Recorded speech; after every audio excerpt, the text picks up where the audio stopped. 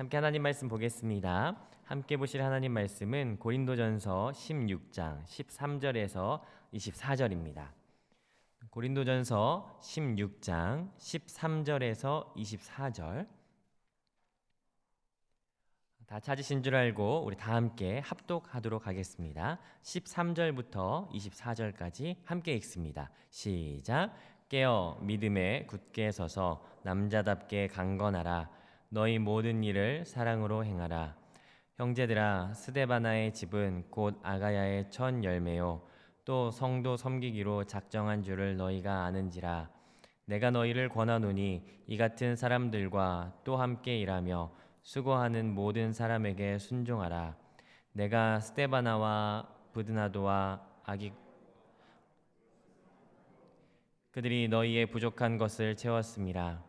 그들이 나와 너희의 마음을 시원하게 하였으니 그러므로 너희는 이런 사람들을 알아주라. 아시아의 교회들이 너희에게 문안하고 아굴라와 브리스가와 그 집에 있는 교회가 주 안에서 너희에게 간절히 문안하고 모든 형제도 너희에게 문안하니 너희는 거룩하게 입맞춤으로 서로 문안하라. 나 바울은 친필로 너희에게 문안하노니 만일 누구든지 주를 사랑하지 아니하면 저주를 받을지어다. 우리 주여 오시옵소서. 주 예수 그리스도의 은혜가 너희와 함께하고 나의 사랑이 그리스도 예수 안에서 너희 무리와 함께할지어다. 아멘. 우리 본문을 같이 함께 묵상하는 시간을 갖도록 하겠습니다.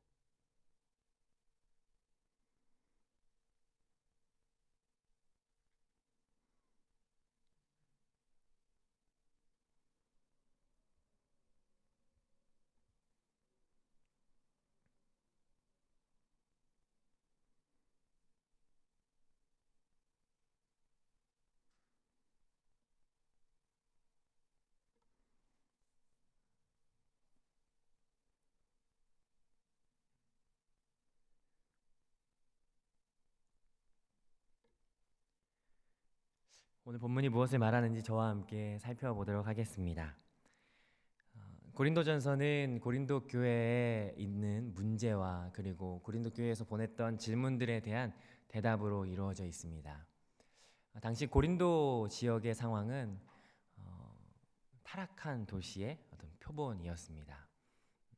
경제적으로, 상업적으로, 지식적으로 아주 충만한 도시였지만 그러나 고린도스럽다라고 하는 말 자체가 굉장히 치욕적인 욕이 될 정도로 음란하고 타락한 도시였습니다. 그러한 도시 가운데 세워진 교회, 이 교회 안에도 여전히 그들의 처한 상황과 비슷한 문제들이 있었습니다. 분쟁과 음행의 문제가 있었고요.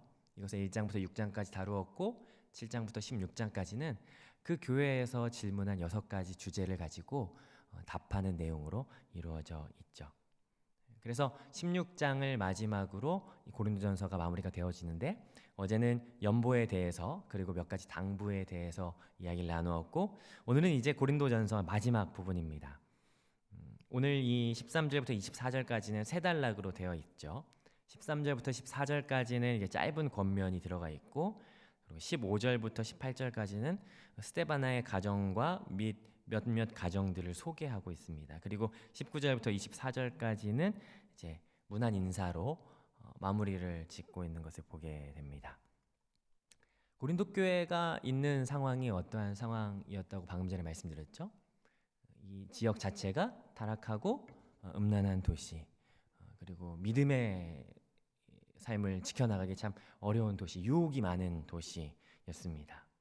그러한 상황 가운데 바울이 고린도전서를 보내며 마무리를 짓고 있는 거예요.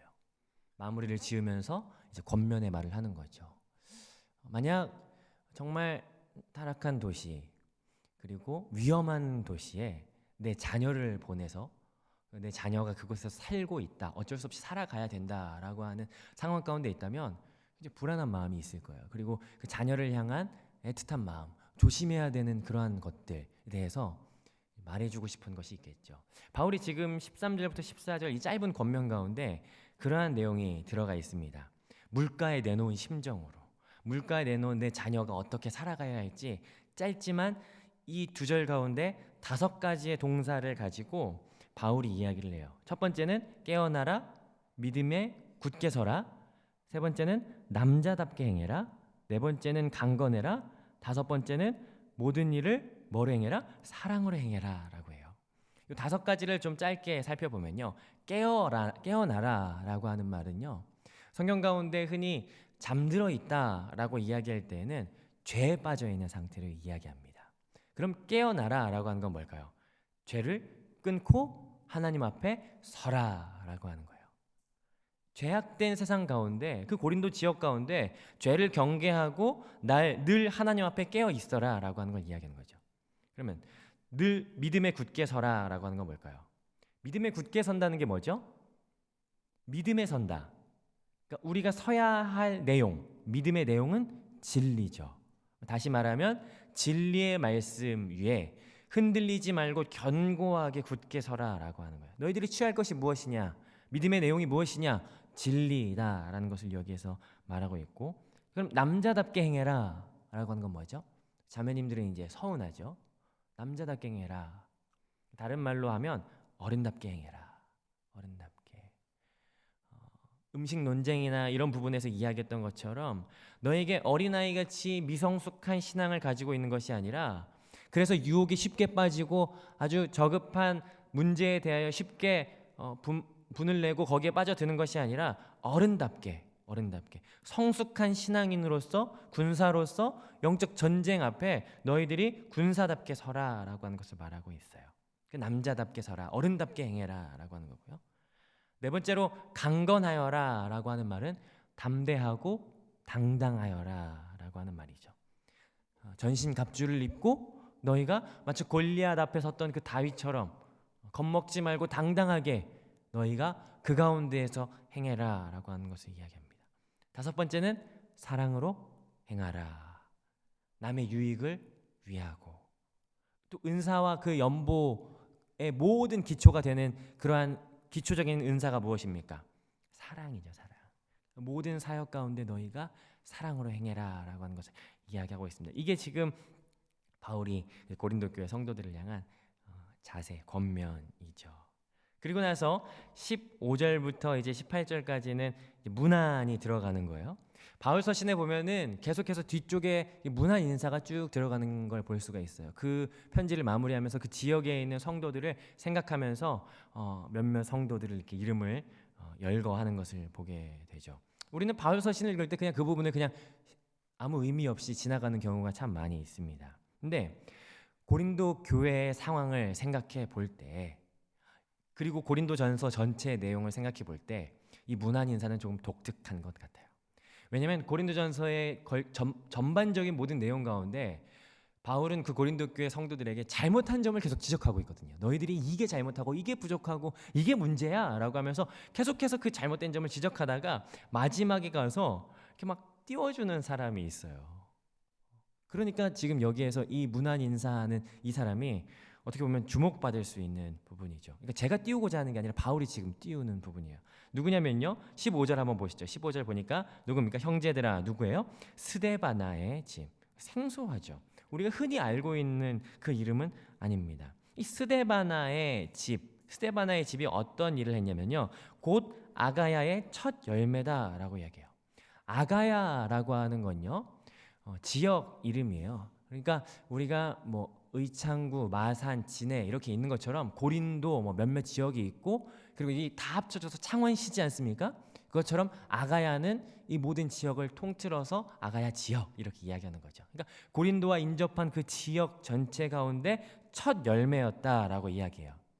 사실인가요? 사실은 아니에요. 예수님을 처음 믿은 가정은 아니거든요. 그런데 왜 사도 바울이 이 스데바나가 첫 열매라고 이야기하냐면요. 고린도전서 1장 15절 16절에 보니까 제가 읽어볼게요. 이는 아무도 나의 이름으로 세례를 받았다 말하지 못하게 하려 함이라. 내가 또한 스데바나의 집 사람에게 세례를 베풀었고 그 외에 다른 누구에게 세례를 베풀었는지 알지 못하노라.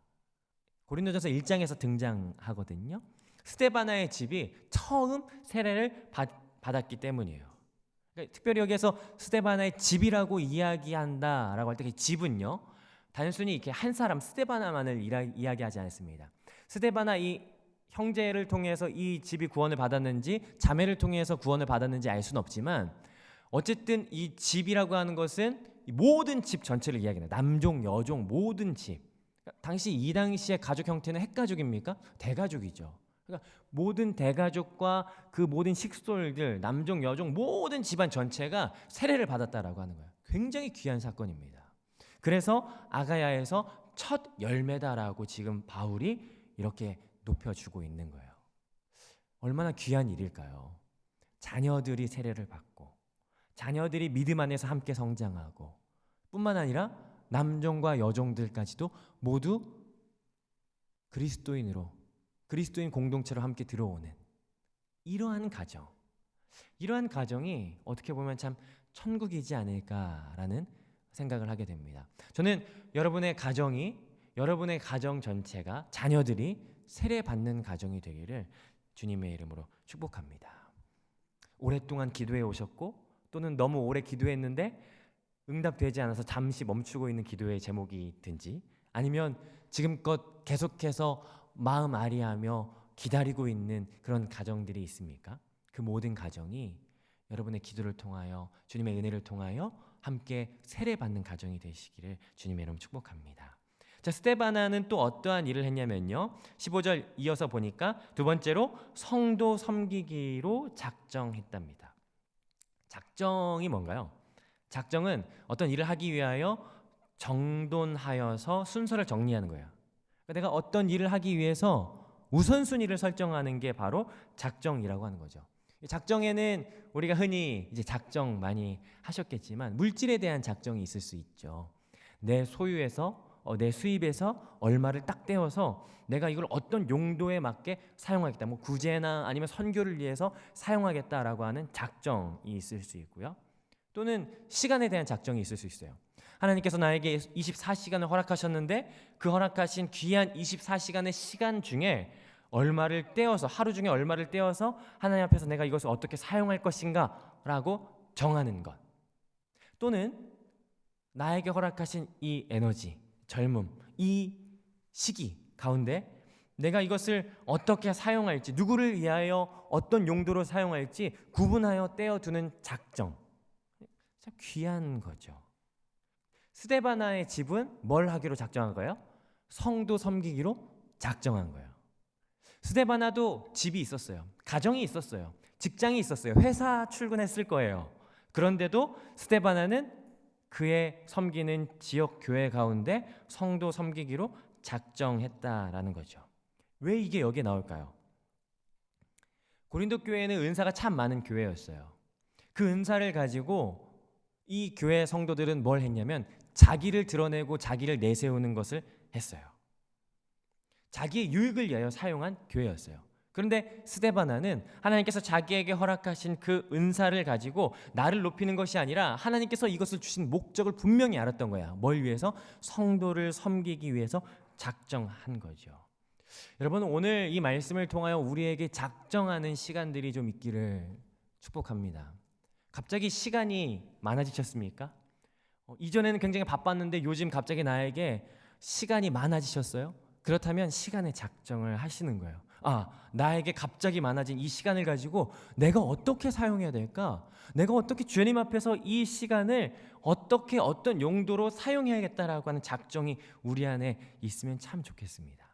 아니면 여러분 가운데, 여러분의 생활 가운데 물질이 막 많아지는 시기이십니까? 그럼 작정하시는 거예요. 하나님께서 넘치도록 부으시는 이 물질을 내가 어떻게 사용할 것인가 구분하여서 무엇으로, 어떻게, 누구를 위하여 사용할 것인지 작정하시는 거죠. 아니면 기도 시간이 요즘에 많아지십니까? 기도를 하는데 하나님께서 은혜를 마구마구 부어주세요. 그러면 작정하시는 거죠. 내가 누구를 위하여 기도할 것인가, 내가 어떤 기도의 제목을 가지고 기도해야 할 것인가 작정하는 거예요. 작정하자고 하면 이제 그렇게 이야기하시는 분이 있죠. 아니, 시간 남는 사람이 어디 있습니까? 저 너무 바빠요. 기도할 시간도 없고 너무너무 바쁩니다. 물질이 어떻게 남아요? 저 살기도 바빠요. 너무 힘들어요. 어떻게 힘이 남습니까? 힘이 없. 전 저녁 되면 지쳐서 쓰러지기 일쑤예요. 전 아무런 힘이 없어요. 라고 이야기하시는 분 있을 텐데요. 그렇다면요, 도움을 받으시면 돼요. 그게 교회거든요. 연약한 이들은 힘 있는 이들의 도움을 받고, 작정한 이들은 연약한 이들을 돕는 것. 이게 바로 교회라는 거예요. 기도할 시간이 없다고 주저하지 마시고요. 날 위해 기도해 줘 라고 부탁하시면 됩니다. 그러기 위해서는 사실 우리 교회 안에 작정하시는 분들이 있어야겠죠. 이러한 좋은 성도의 교제가 우리 안에 있기를 주님의 이름으로 축복합니다. 자, 16절 같이 한번 볼까요? 16절에 보니까 이 같은 사람들과 또 함께 일하며 수고하는 모든 사람에게 순종하라. 그리고 그같이 일하는 사람들이 17절에 열거되죠. 스데바나와 브드나도와 아가이고 이런 사람들이 있었습니다. 작정해서 하느님의 일을, 주의 일을 감당하는 사람들이 그냥 한 사람만 있었던 것이 아니라 몇몇 사람들이 있었다는 거예요. 나 작정했어. 그래? 나도 작정했는데? 그래? 나도. 이렇게 하면서 이 사람들이요 함께 연합해서 사역을 이루어 나가는 거죠. 이게 교회라는 거예요. 하나님께서는 혼자 사역하게 두지 않으셨어요. 함께 연합하여서 사역해 나가는 것이 바로 교회라는 거죠. 그리고 이 교회가 함께 사역하며 나아갈 때 사역의 자세는 무엇입니까? 보니까 순종이라는 거예요. 우리는 고린도전서 13장을 보면서 사역의 기초에 대해서 함께 살펴보았어요. 사역의 기초는 무엇입니까? 사랑이죠. 모든 사역을 할 때 사랑이 밑받침되어 있어야 돼요. 그리고 그 위에 사역의 자세는 무엇입니까? 순종입니다. 나의 권위를 주장하지 않고 본을 받으려는 자세, 이것이 순종이죠. 이 사랑의 기초 위에 순종의 자세로 사역에 임할 때예요, 이 교회 안에는 더 많은 사람들이 본을 받고 함께 이 사역에 동참하게 될 것이에요. 그리고 이 사역을 통하여 사도 바울은 이렇게 이야기해요. 18절에 나와 너희들의 마음을 시원하게 했다라고 하는 거죠. 바울의 마음이 그들로 인하여 시원했다랍니다. 비단 바울의 마음만 시원했을까요? 아마 하나님의 마음도 시원했을 거예요. 잠언 25장 13절에 이런 말씀이 있죠. 충성된 종. 충성된 종은 추수할 때 얼음 냉수와 같이 그 주인의 마음을 시원케 한다라고 하는, 충성된 사람들이요 그 주인의 마음을 시원케 하는, 하나님의 마음을 시원케 한다라고 하는 것을 우리가 다른 말로 표현하면 주님의 기쁨이 되는 거예요. 주님의 기쁨이 되는 것. 고린도전서 7장에서 결혼을 하든 결혼을 하지 않든 그들의 태도는 무엇입니까? 주님을 기쁘시게, 어떻게 하면 주를 기쁘시게 할까 고민하라라고 이야기하잖아요. 그러니까 어떻게 주님을 기쁘시게 할지가 우리가 살아가는, 우리가 사역하는 모든 사역의 목적이라는 거죠. 오늘도 우리는 모든 사역 가운데 주님을 시원케 하고 기쁘시게 하는 사역이 돼야 된다는 사실이에요. 그냥 살아가는 우리의 모든 목적도 마찬가지로. 오늘 여러분들이 살아가시면서 오늘 하루를 살아가실 때 주님을 시원케 하고 주님을 기쁘시게 하는 삶이 되시기를 주님의 이름으로 축복합니다. 찬양도 있잖아요. 내가 원하는 한 가지 주님의 기쁨이 되는 것. 그게 우리가 살아가는 가장 한 가지 목적이 되어야 되는 거예요. 오늘 말씀을 좀 같이 정리를 해보면요, 주님을 기쁘시게 하는 삶, 그것은 다른 말로 이야기하면 믿음의 삶이라고 할 수 있을 것 같아요. 이 믿음의 삶은 두 가지 측면으로 나눠지는 것 같습니다. 먼저는 수동적인 태도와 능동적인 태도. 수동적인 태도는 앞서 이야기한 것처럼 해야 할 것을 마땅히 하는 거예요. 깨어서 굳게 서서 어른답게 강건하고 사랑으로 행하는 것, 마땅히 해야 되는 거죠. 능동적인 태도는 무엇입니까? 그 이상으로 전투적으로 나아가는 거야. 작정하는 것, 시간을 작정하고 물질을 작정하고 내 삶을 정돈하여서 우선순위를 정하여서 어떻게 하면 주를 기쁘시게 할지 정돈하고 작정하는 태도, 이것이 바로 이 능동적인 태도가 되겠죠. 그래서 우리 모두는 선한 사역을 위해서 힘을 내는 성도들이 되어야 돼요. 주님 부탁하신 말을 끝까지 순종하여서 주님만 의지하는 자세를 가져야 돼요. 이것이 바로 우리 성도들이 가져야 될 모습이고, 바울이 고린도 교회 성도들을 향하여 너희들이 그 가운데에서 믿음 있는 자들로 살아가야 되는 모습이 무엇이냐? 바로 이 모습이다 라고 이야기하는 고린도전서의 마지막 결론이 되겠습니다. 오늘 우리는 이 말씀을 통하여 단지 고린도 교회의 상황만을 단정 짓는 것이 아니라 이것이 우리들의 삶의 태도와 우리들의 신앙의 모습이 되기를 주님의 이름으로 축복합니다. 같이 함께 작정하는 거예요. 그리고 해야 할 것을 마땅히 하는 거예요. 그러한 삶을 살아갈 때 주님께서 우리를 통하여 반드시 기뻐하시는 그러한 삶이라 생각하고 또 그렇게 되는 저와 여러분 되시기를 주님의 이름으로 축복합니다. 같이 함께 우리 들은 말씀 가지고 두 가지 제목으로 같이 기도하기를 원합니다. 먼저 첫 번째 제목은요, 우리 교회가 선한 사역을 위하여 힘을 내는 그런 교회가 되기를 원해요. 작정을 하고 기도를 작정하고 시간을 구분하고 물질을 구분하여서 스데바나의 집처럼 성도 섬기기로, 하나님께서 나에게 주신 그 은사, 나에게 주신 그 달란트, 특별함을 가지고 나의 유익을 위함이 아니라 어떻게 하면 교회의 유익을 위하여 세울지 고민하고 작정하는 그런 교회가 되기를 이 시간에 좀 같이 기도했으면 좋겠어요. 하나님, 우리에게 허락하신 그 은사를 주의 교회를 위하여 사용하게 하여 주시옵소서. 나부터 그 사역에 동참하게 하시고 그 사역에 동참하는 이들이 많아지는 이 남산교회가 될 수 있도록 주님, 이 교회 가운데 은사를 선하게 주님의 말씀의 목적대로 사용되어지는 그 교회가 되게 하여 주시옵소서라고 이 시간에 같이 함께 이 교회 공동체를 생각하시며 함께 교회 공동체를 위해서 같이 함께 기도하기 원합니다. 기도하겠습니다. 하나님 감사합니다. 하나님께서 각 교회마다 하나님께서 주의 뜻에 맞게 하나님의 목적에 맞게 귀한 은사들을 허락하심을 참 감사를 드립니다. 하나님, 그 은사들이 선한 사역을 위하여 힘을 내는 하나님 교회 공동체가 되게 하여 주시옵소서. 나의 유익을 위하여 쓰이지 아니하고 하나님을 위하여, 하나님의 영광을 위하여, 남의 유익을 위하여 쓰임 받을 수 있고 하나님, 그리고 교회의 공동체를 세우는 것을 위하여 하나님 쓰여지는 하나님 그런 은사들이 될 수 있도록 하나님께서 함께하여 주시옵소서. 하나님, 주의 나라와 주의 뜻을 위하여 쓰임 받기를 원합니다. 하나님, 나부터가 하나님 앞에 쓰임 받기를 소망하나니 하나님, 나를 사용하여 주시옵소서. 하나님, 또한 작정할 때 하나님 기도의 하나님 시간을 작정하고 물질을 작정할 때 하나님의 교회에 선한 일들이 많이 일어날 수 있도록 주님께서 역사하시고 우리 마음을 주장하여 주시옵소서. 하나님, 한 번 더 기도할 때 바울이 고린도 교회의 권면한 말씀을 기억하면서 같이 함께 기도하기를 원합니다. 이 시대는 참 믿음을 이어가기가 어려운 시대예요. 나조차도 믿음을 지켜가기 어렵고 그리고 유혹이 너무 많은 시대인데, 이때 하나님, 내가 깨어서 굳게 서서 어른답게 강건하여 사랑으로 행할 수 있는 하나님 그런 믿음의 삶이 되게 하여 주시옵소서라고 이 시간에 나를 주님 앞에 올려드리며 주님 앞에 도움을 간구하며 성령의 도우심을 구하며 함께 기도하시고 각자의 제목으로 기도하신 이후에 돌아가도록 하겠습니다. 같이 함께 나를 올려드리며 주의 도우심을 구하며 함께 기도합니다.